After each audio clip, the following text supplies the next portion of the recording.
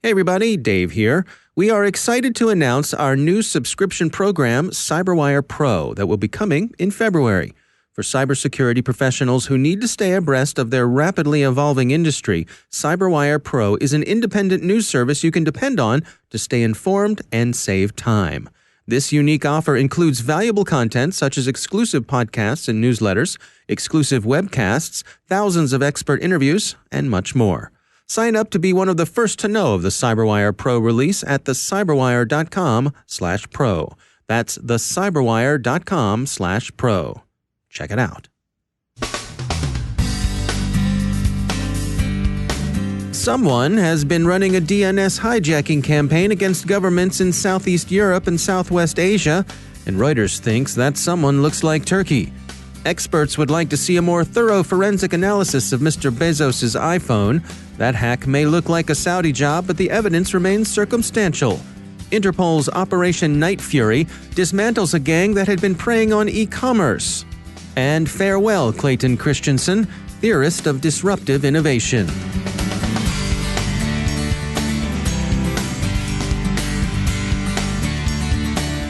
It's time to take a moment to tell you about our sponsor, Recorded Future. You've probably heard of Recorded Future, the real-time threat intelligence company.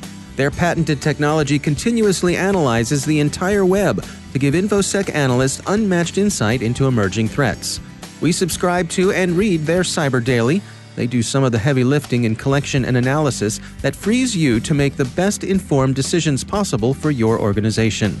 Sign up for the Cyber Daily email, and every day you'll receive the top results for trending technical indicators that are crossing the web. Cyber news, targeted industries, threat actors, exploited vulnerabilities, malware, suspicious IP addresses, and much more.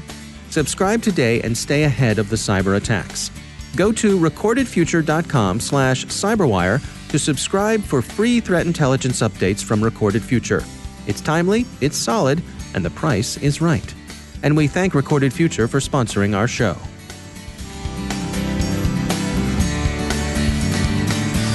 Funding for this CyberWire podcast is made possible in part by McAfee. Security fueled by insight. Intelligence lets you respond to your environment. Insights empower you to change it. Identify with machine learning. Defend and correct with deep learning. Anticipate with artificial intelligence. McAfee, the device-to-cloud cybersecurity company. Go to mcafee.com/insights.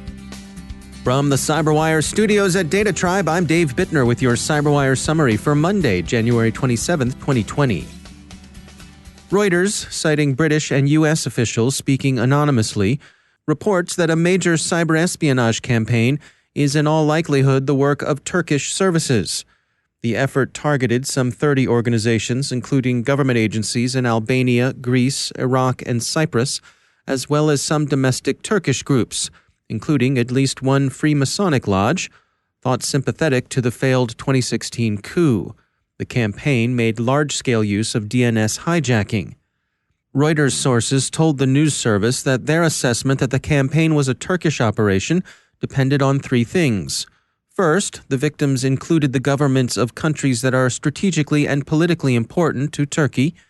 Second, the attacks resembled earlier attacks that used infrastructure connected to Turkey. And third, and most interestingly, because the sources wouldn't talk about it, information contained in confidential intelligence assessments that they declined to detail. Reuters says that it reviewed public DNS records. The news service says it was able to find that the victims they identified had traffic to their websites hijacked and redirected to servers controlled by the attackers. Much of the traffic so redirected was traffic for login portals, suggesting that credential harvesting was at least one of the goals of the operation. The Turkish government declined to comment, but one official did venture to observe that Turkey itself had been the victim of cyber attacks, which is surely true. So has the rest of the world, pretty much. We received emailed comments from Dave Weinstein, CSO at security firm Clarity, and the former CTO of the state of New Jersey. He noted that Turkey had not been known as a major player in international cyber conflict, and that Ankara had tended to focus on its domestic priorities. But now, he says, the country is emerging as a more active and externally focused actor. He sees another larger issue in the report, however. He thinks it follows a trend in hijacking attempts that exploit inherently insecure aspects of the Internet.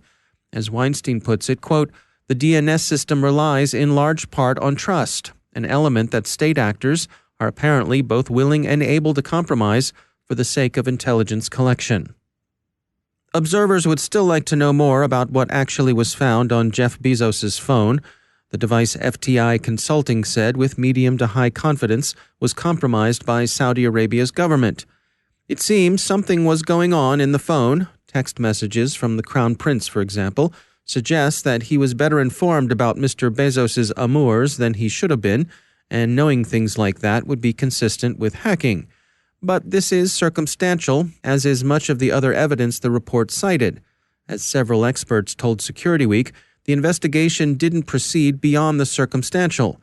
The Wall Street Journal hears from other experts to the effect that the investigation, as described in the FTI report that became public last week, quote, appeared to forego important investigatory steps that could have yielded a fuller picture of what occurred on Mr. Bezos' iPhone X. End quote. Saudi officials continue to maintain they had nothing to do with Mr. Bezos' iPhone X, and that if there's any evidence to the contrary, they'd very much like to see it. On the other hand, a tweet storm, significantly bot-driven, is standing up for the kingdom, Forbes reports, busily slanging Mr. Bezos and calling for a boycott of Amazon. Such trolling can have its effects. Whether a case of large-scale trolling is state-directed or state-inspired astroturf is always difficult to determine, and sometimes it's even got a significant grassroots component. The story is still developing. As it develops, it may be shaped by a case in Tel Aviv, where a court is hearing arguments over whether NSO Group should keep its export license. The company's famous Pegasus tool was mentioned in dispatches by FTI, which said it seemed likely, on circumstantial grounds, that whatever got into Mr. Bezos' phone was Pegasus, delivered perhaps via WhatsApp. A hacking team tool was mentioned as a second but less probable possibility. Observers will watch what emerges during the proceedings, but even many inveterate critics of NSO Group have been cautious about drawing the conclusion that Pegasus was implicated in this particular incident. Interpol's Operation Night Fury, with major assistance from security firm Group IB, has taken down a cyber gang that operated from 6 ASEAN countries to hit online shopping with get-billing sniffer. Group IB explains that JavaScript sniffers are used by criminals, quote, to steal customer payment and personal data such as credit card numbers, names, addresses, logins, phone numbers, and credentials from payment systems, end quote.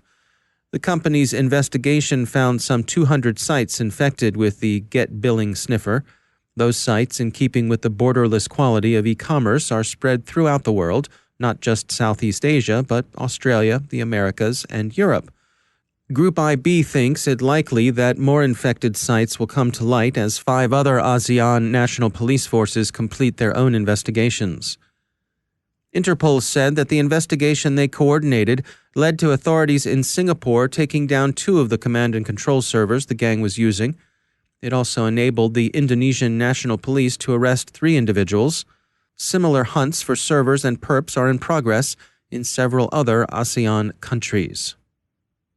And finally, we close on a somber note today. Few concepts are tossed around as freely in our industry as the notion of disruption, particularly in the context of disruptive technologies.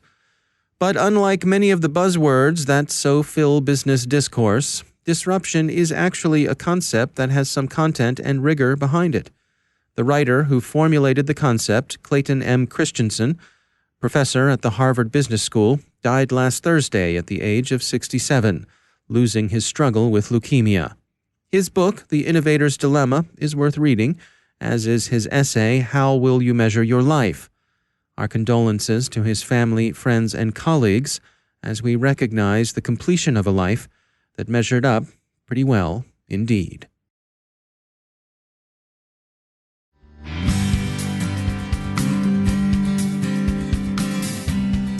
And now a word from our sponsor, KnowBe4. There's a reason more than half of today's ransomware victims end up paying the ransom.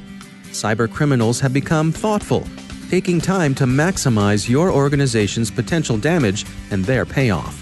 After achieving root access, the bad guys explore your network, reading email, finding data troves, and once they know you, they craft a plan to cause the most panic, pain, and operational disruption. Ransomware has gone nuclear. But don't panic. KnowBe4 is hosting an exclusive webinar where you can find out why data backups, even offline backups, won't save you, why ransomware isn't your real problem, and how your end users can become your best last line of defense. Go to knowbe4.com/ransom and learn more about this exclusive webinar. That's knowbe4.com/ransom, RANSOM, and we thank KnowBe4 for sponsoring our show.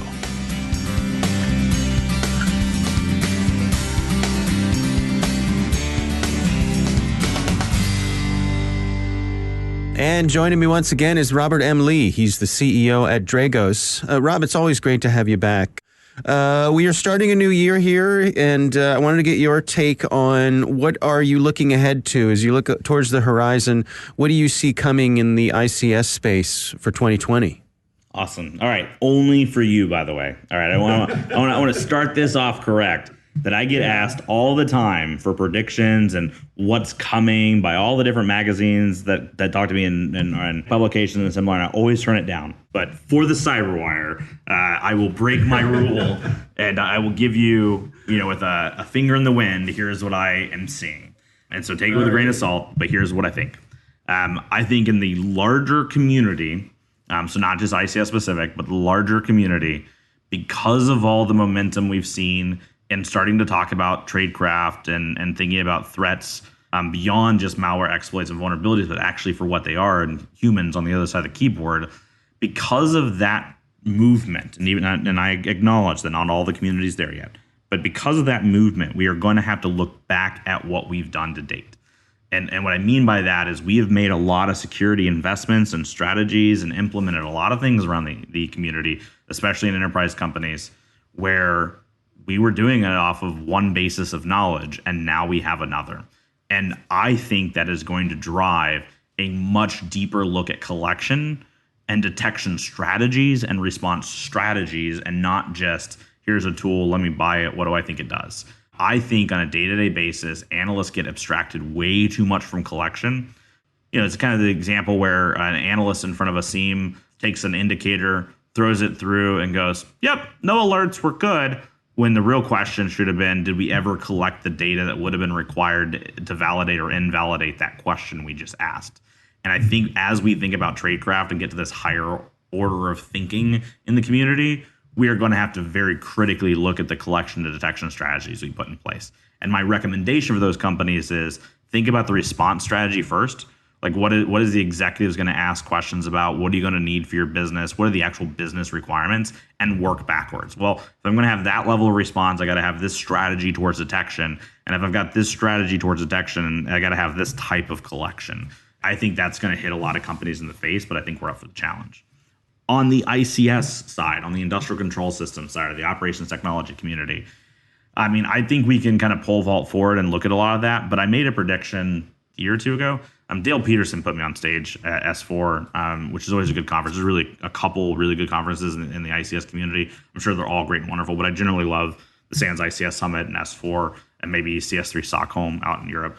But when he asked me, he was like, make a prediction. And I told him the same thing. I was like, I hate predictions. So he's like, just do it.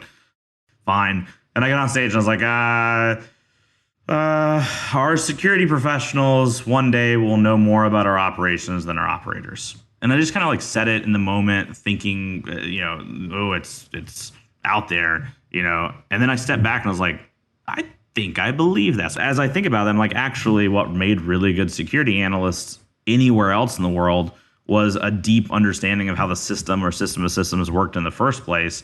And we're starting to see more and more operations and engineering, especially on the operations side, get abstracted from the environment where maybe the vendor or the integrator themselves built the ICS or integrated it in the way they thought, and really we're just operating it, and we're leaning more and more on calling for help desk, and it's harder to hire people and train people and layers of expertise and more common operating platforms and et cetera, where the level of knowledge and operations, these are amazing operators. I'm not trying to say they're lesser than they've ever been. They're actually better than they've ever been, but more generalists now than specialists are moving in that direction.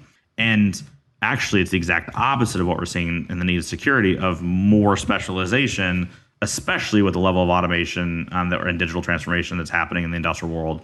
And I actually think that, not in 2020, but as we go about our journey, industrial control systems security folks will have to appreciate that they will at some point, or should, know more about that plant inside and out as a whole than any other one person in that facility. And that's scary and amazing and crazy all at the same time. What about the overall sense of community itself? As the number of people working on these problems grow, is it your sense that that notion of community itself is becoming a component of greater importance?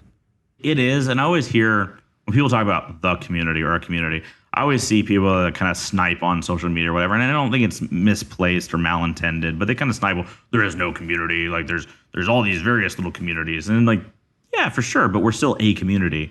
And my response to that is there's just different schools of thought. Like, it's not that we aren't one community, it's that there are lessons learned and expertise and against specific requirements that not everyone shares that's getting developed, and it's defining a school of thought. Like, I had to publicly like really rant on this about like Intel. Like, people are, oh, here's how you do cyber threat intel. And it's like, nope, that's not the only way to do it, guys. Like, actually, like that, one of the main reasons I wanted to make my SANS class, the Forensics 578 one and the GCTI, the certification that goes with it, is to say, you do whatever you want. Like, you do you, man. But like, this is a school of thought of how to functionally and correctly inside this school of thought do cyber threat intelligence.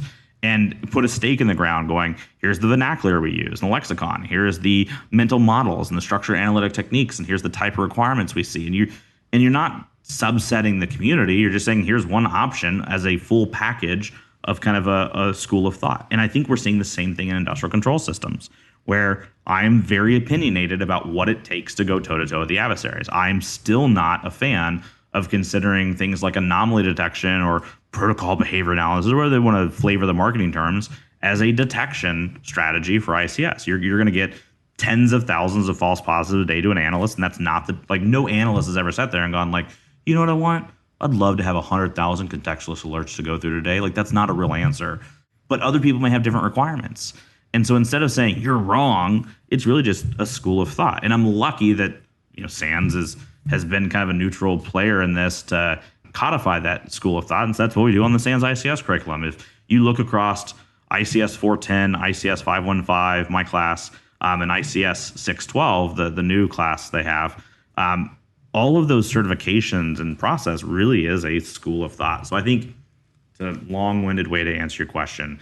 As the community expands, we should be excited about it, but we shouldn't think that it's bifurcating. We should just recognize that there are competing schools of thought that are forming, and we should all be just overjoyed that we have those opportunities, so that for each and individual one of our companies, we can try to choose the best school of thought that works for our people and our company. All right. Well, Robert M. Lee, thanks for joining us.